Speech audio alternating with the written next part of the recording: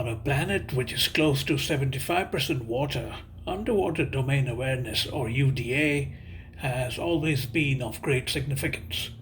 With the ever intensifying effects of climate change, UDA has become even more significant beyond just the traditional view of the geostrategic consequences of maritime policies. India, with its 7,500 plus kilometers coastline, has begun to factor in UDA in a diversity of ways. One of the most passionate advocates of UDA beyond just a geostrategic vision is Dr. Arnab Das, a former Indian Navy commander and now director of the Pune-based Maritime Research Centre. From harvesting shrimps and seaweed to studying effects of climate change on India's maritime resources, Dr. Das has been mapping vast areas with his expertise.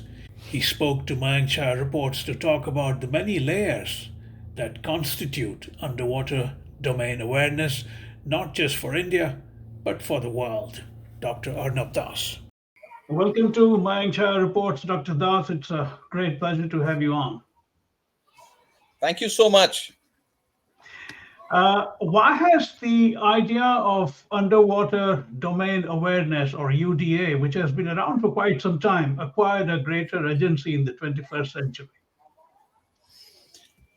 Okay, first and foremost, today when you look at the 21st century or the so-called new global order, the strategic interactions have shifted to the tropical waters of the Indian Ocean and the Pacific Ocean. I mean, the so-called Indo-Pacific strategic space, as we call it, by definition is the tropical waters of the Indian Ocean and the Pacific Ocean. So we need to appreciate that the tropical waters are very, very different from the temperate and the polar waters. I mean, the typical underwater technology development, or the UDA that we talk about, that largely happened in the Greenland, Iceland, UK gap, right? So when we talk about the underwater domain awareness, the same technology does not work in our waters, in the tropical waters. So typically all the countries in the region have been importing technologies from the West, and that is a major concern. So I think we need to focus on the UDA in a slightly different manner. The conventional maritime domain awareness, as we talk about, has been largely been dependent on the security driven framework, and it has been, I call it, a event driven formulation, because it has been the 9/11 which has driven it on a global scale, and the 26/11 in our waters. So we Indeed. need to understand that aspect. I was going to ask this question a little later, but you set me up rather well on this one. You have a fascinating observation about snapping shrimp, overwhelming communication under sea. Tell me a bit about it. I'm quite fascinated by that. Okay, great. That's a very good question, and thank you so much. See, typically, when you talk about the snapping shrimps, these are very unique creatures which generate sound of the order of 200 dB, reference 1 micropascal. Right. Compared to that, the blue whales, which are the biggest mammal on Earth, they generate 196 dB, reference 1 micropascal. But the other contrasting fact is that the blue whales, or the whales, are in few numbers. In a school there would be not more than they'll be in single digits. But if you look at the snapping shrimps, in a snapping shrimp bed, there will be millions, right? So Right. even if half of them are vocalizing, you will have a thing of they overwhelming the whole soundscape of the region. Now, I want to give you a very specific example which will amplify what I'm trying to say.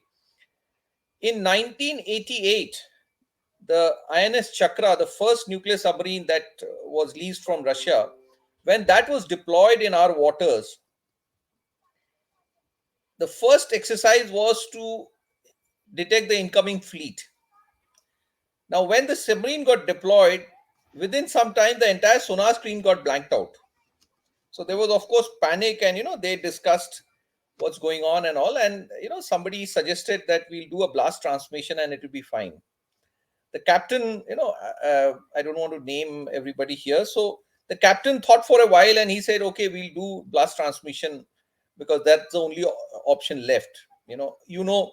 Submarine and operational deployment doing blast transmission will be, it's a suicidal thing. You'll get detected. Right. And fair enough, as they did blast transmission, the sonar screen got cleared up, and they could go ahead with their mission. They wrote about the captain wrote in a blog after a few years that this was possibly a snapping shrimp uh, I see. incident. I want to draw your attention to when Nautilus, the American nuclear submarine, first nuclear submarine, it was supposed to be launched in 1952.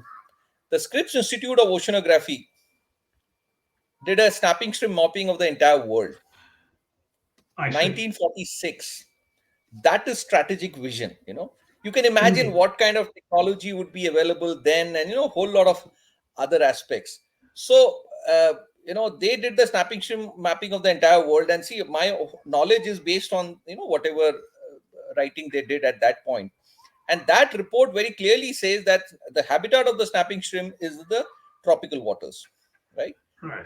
So, and strategic submarines are not for your own waters, that for water far beyond your Indeed. shore. So Yeah. if you just put these things together, we need to understand that military requirements or military deployments have a far bigger dimension beyond the conventional thinking that we have. So this I- is a very different dimension of UDA.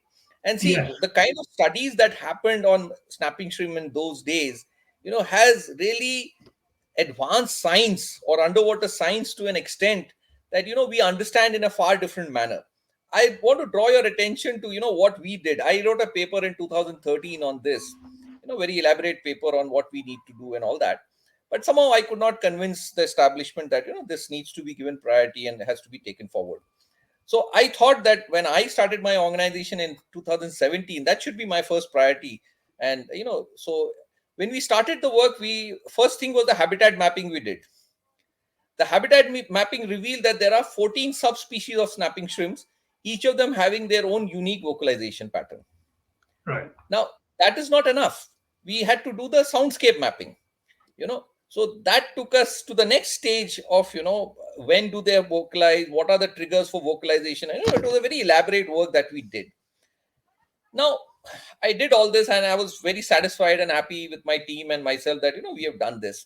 So I was talking to a very senior leader, I mean, you see, when you run an organization, you go seek support and all that. So I was just, as a conversation, I was narrating this story and he stopped me and said, Arnab, what have you done for the community?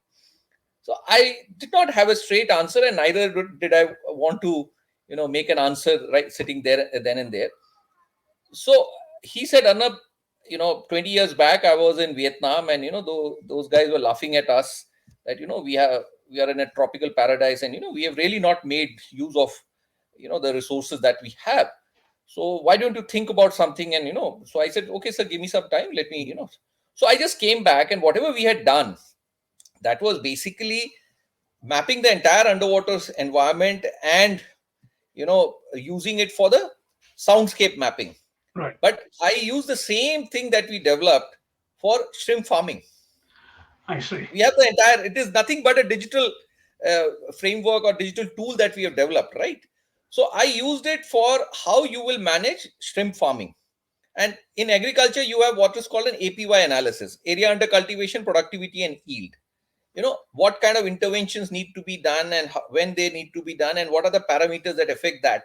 So for for not for snapping shrimp, for shrimp, we did come out with this digital tool. And when we made it, we didn't get support for shrimp farming, but an investor, I mean, an industrial uh, person, he said, Arnab, why don't you do it for seaweed farming, because we are interested in that. Since Yes. we had the whole digital framework, I said, sir, that should not be difficult. So within 6 months, we worked on it and we came out with a complete thing on seaweed farming. So, what kind of intervention, like in shrimp farming, feeding cycle is a very critical cycle. It amounts to a lot of optimization in cost because feed is expensive and a whole lot of things, then shrimps are also very vulnerable to disease outbreak. So, Right. so monitoring the underwater parameters and then, giving predictive algorithms and, so if you have a predictive input, you can actually do the intervention in the right time. Otherwise, what is the point in doing intervention if once the disease outbreak has already happened? So, these kind of things. So and we got reasonable funding to cover, I see. our work on the shrimp farming or the complete base that we did. So what I'm trying to tell you, and now see, these are just two species. When we talk about the underwater domain, then we extended this to some freshwater species like common carp, rahu, Right. katla, and all these are very commercially important species in the freshwater systems. So we've extended the same thing for that. And now once we have the framework, we can just extend it to many other species which Yeah, are. it's like a cookie cutter in a sense.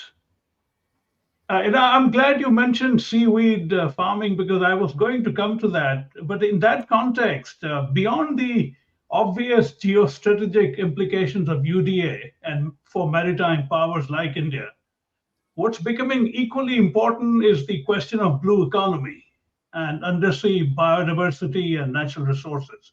Since you mentioned seaweed, seaweed are now really looked at very seriously as a nutrition source. Talk a bit about potential of blue economy in India. Yeah, okay, thank you. That's a very important question. See, I have been contesting this fact that, the maritime domain awareness or the conventional maritime domain awareness has remained so much limited to the strategic security framework. Right, But the way we have defined, the underwater domain awareness framework, I mean, we have a very well defined framework. We are talking about serving the all the four stakeholders. Strategy security is one, sustainable blue economy is one, climate change risk management is the third, and obviously science and technology, or more specifically digital transformation in the underwater domain, right? How all these four stakeholders can pool in resources and synergize their effort is what we are looking at. And when we look at the underwater domain awareness, the primary tool is the acoustics. And we need to also take into account that in the tropical waters, compared to the temperate water, the same equipment degrades by about 60%. So if your performance of the sonar, I mean, sonar is the de facto tool for right, acoustic survey, if it degrades by 60%, what are we talking about? So, we need to take that into account. So acoustic capacity and capability building becomes a very key priority when we talk about. And see, when we talk about the global south or the developing countries, they cannot prioritize security over many other socio-economic aspects, right? right, Security cannot get the priority. See, the era of the Cold War was very different. National security had priority over everything else. But today, the geopolitical realities have changed. The political leadership cannot prioritize security so much more than, and particularly in the developing world where there is so many, I mean, people, so many mouths are to be fed, and, a whole lot of socio-economic compulsions are there. So that's why the way we have, presented our UDA framework, it takes into account all the four stakeholders and how we can take them forward. So now coming to your specific question on the seaweed. See, seaweed is very, very critical because, it is the only species that generates maximum oxygen per right, unit of the species, right? right, And plus, it is useful for various things. I mean, whether you want to talk about phosphorus, nitrogen,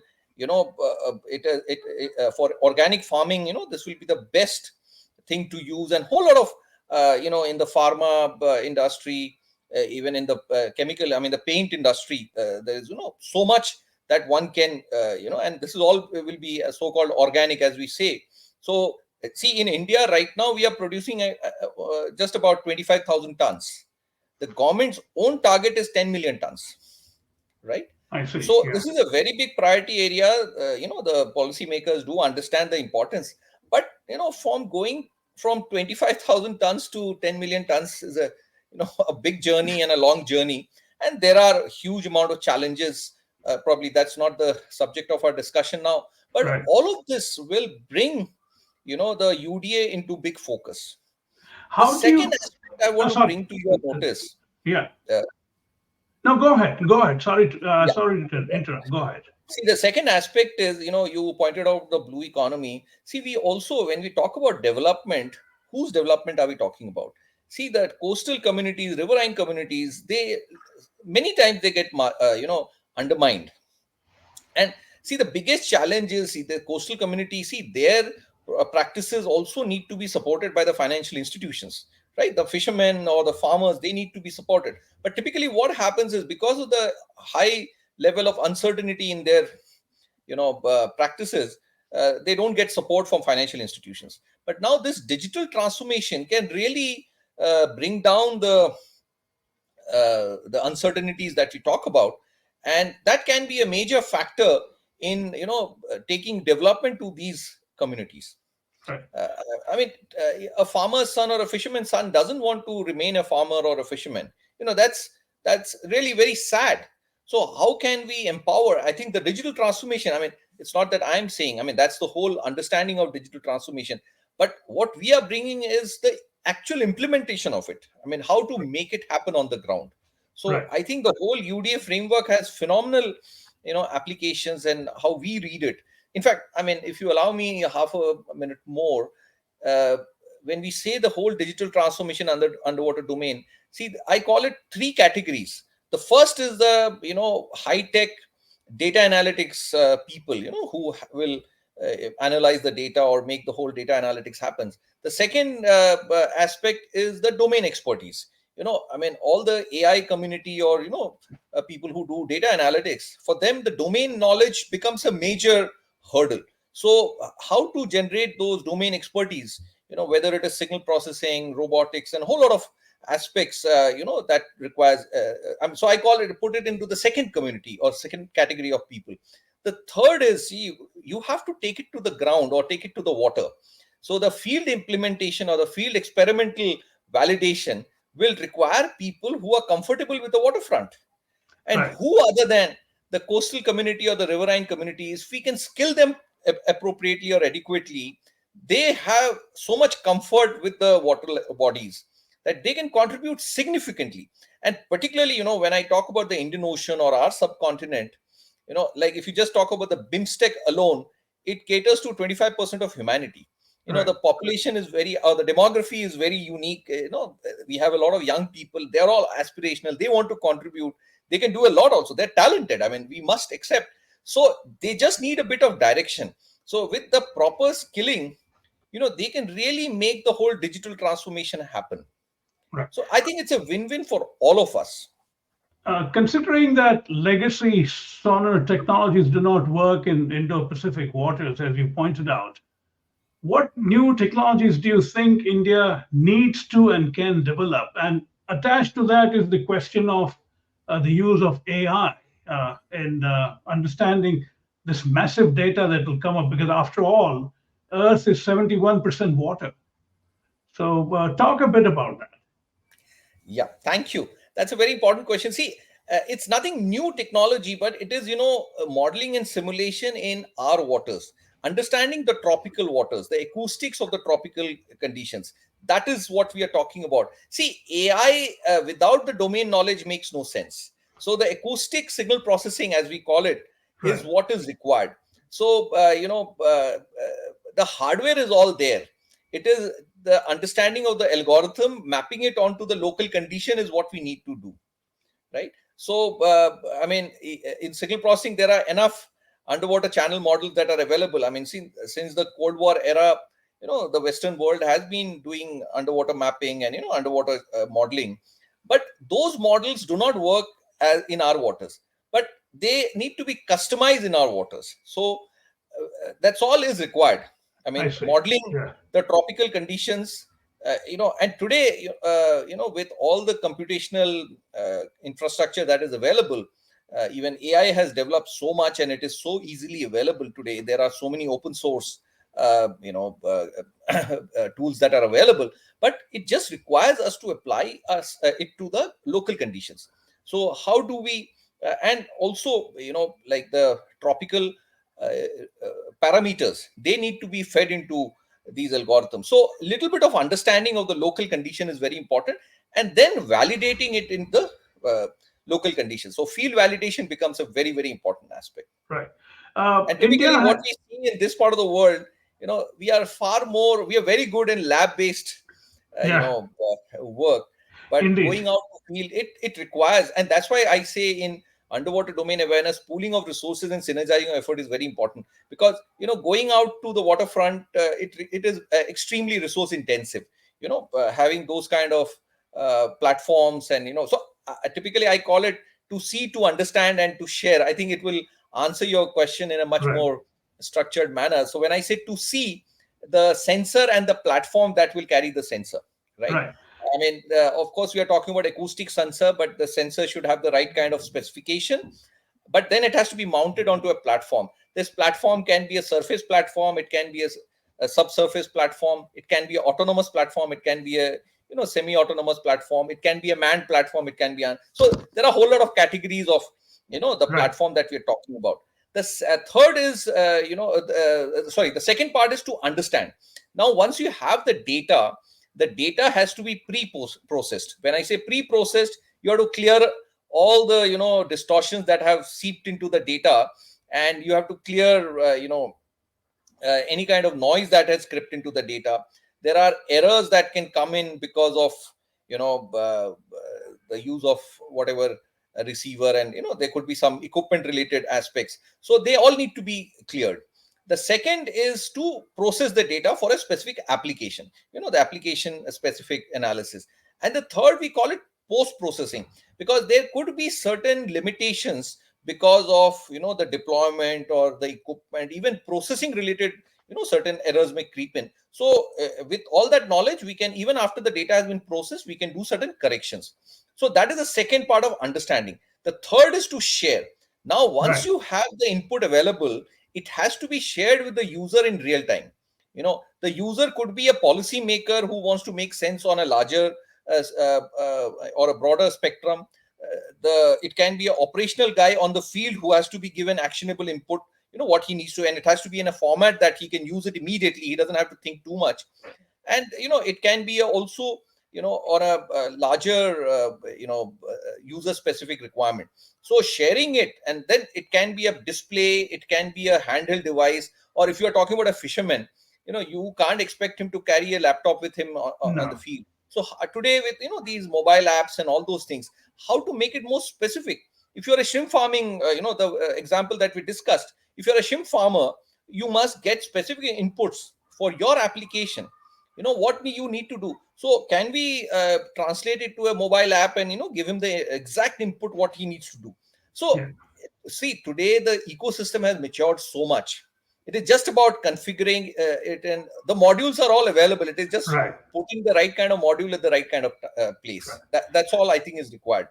I Do mean, we you are in a think very good situation where the ecosystem has matured, technology has really advanced. But how do we tap the technology appropriately to solve our real world problem is what we are talking about. Do you think that the Indian government has the overarching vision over 7,500 kilometers of coastline from the standpoint of UDA now? Are they sensitive to what you're saying? Absolutely. I mean, see, the Sagar vision itself, security and growth for all in the region. What does it mean that you prioritize both security and the blue economy on the same platform? Prime Minister himself in his Sangrila dialogue has very clearly kind of described what the Sagar vision is all about. I mean, he has talked about 4 points. One is that we realize the security concerns that surround us in our region. Second, he has talked about the blue economy opportunity or the growth opportunity that exists. And third is, he's also talked about the rich maritime heritage we had. And fourth, which, basically translates to, taking our traditional knowledge forward.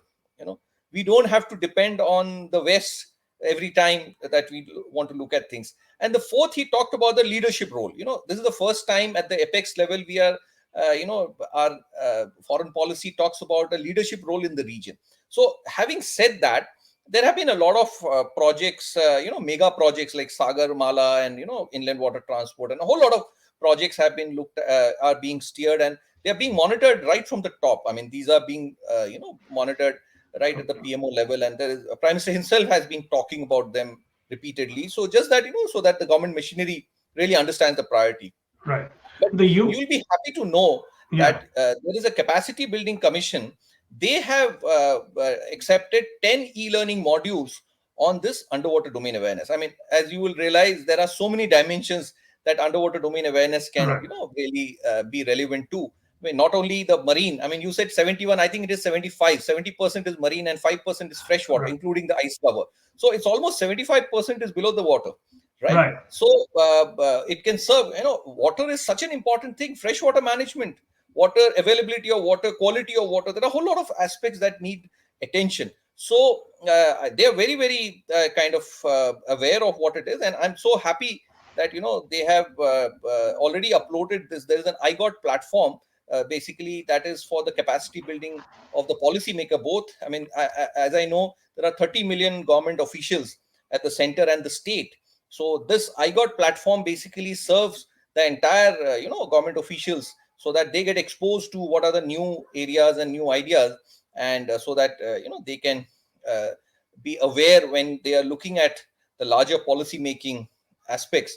They are aware of it. So we are very happy that they have partnered us, and it has been more than a year that they have been discussing various aspects. Because see, government of India, when you look at it holistically, it's a very big kind of organization, or whatever you want to call it. There are so many dimensions to governance, and they need to really we can't expect overnight things will happen. But I must definitely admit that they have been extremely proactive. The honorable secretary himself visited Pune, and interacted with us. In fact, he spent 2 days in Pune to look at this whole thing, and I think they are very much kind of aware of what it is, and they have given enough priority, if I can say so.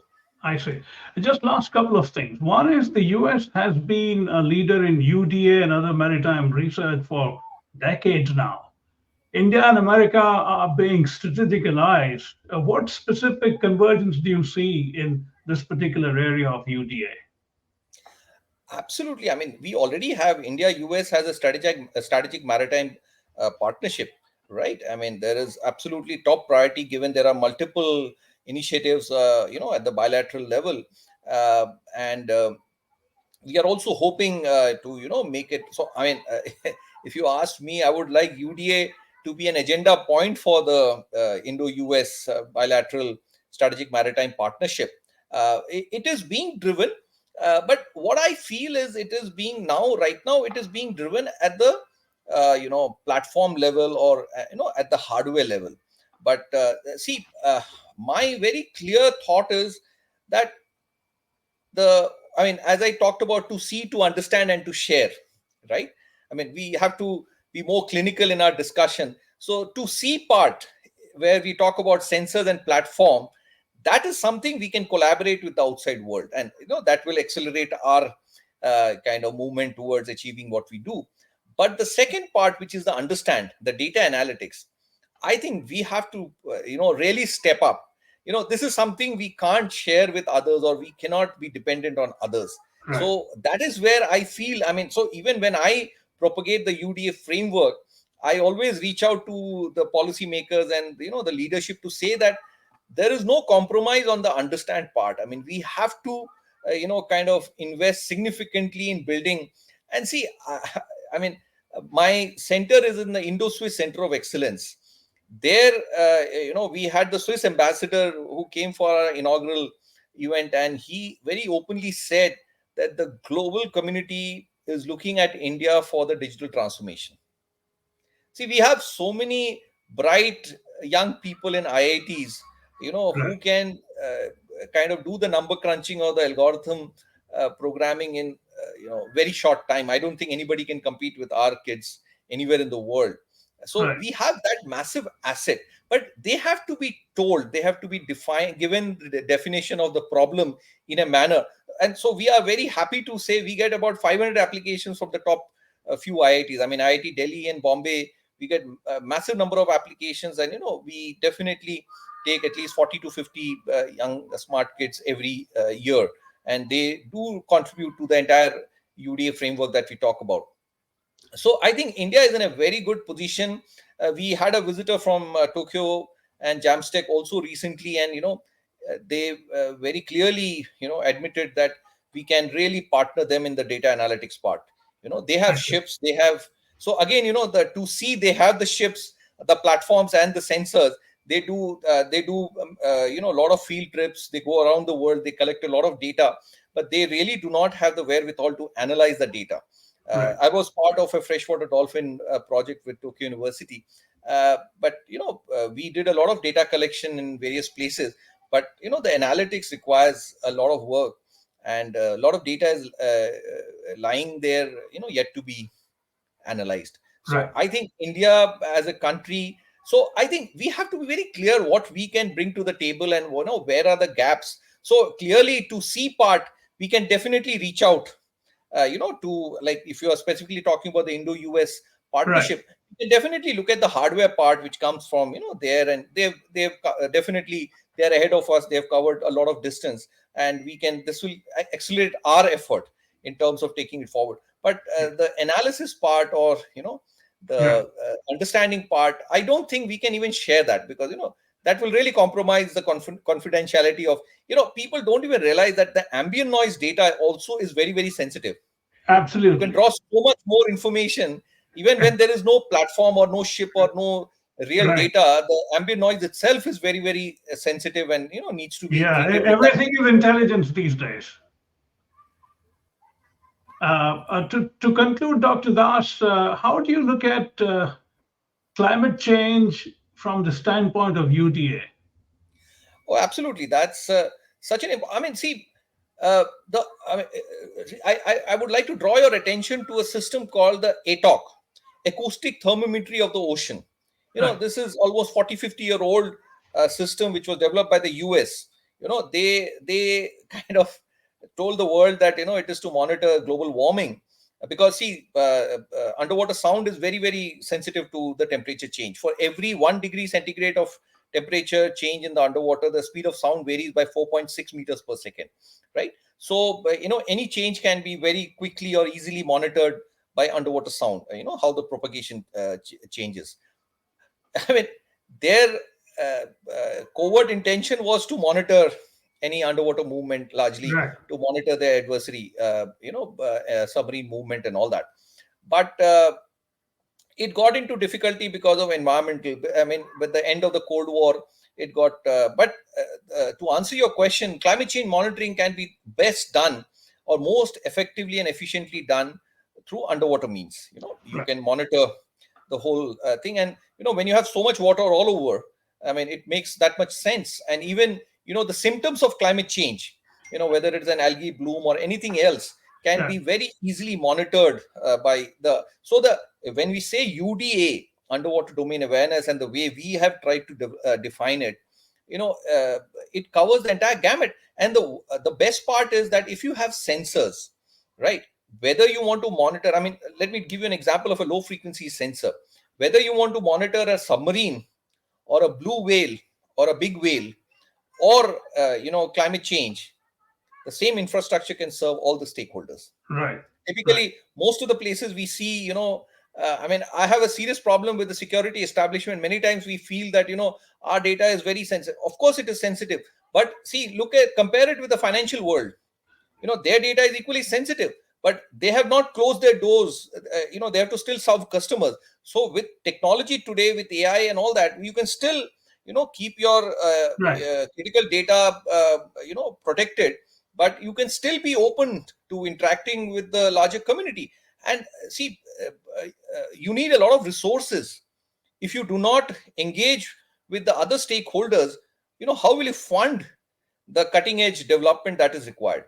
So Right. that's my submission at this point, because Yeah. in the if you look at post the Cold War era, I mean, after the Cold War ended, even in the US, there were a lot of questions asked. Can you have exclusive, kind of infrastructure only for strategic security? How can the taxpayer fund that, and a whole lot of things. Then the question of, even after the Cold War ended, defense projects had to submit environment impact statements, right? Right. So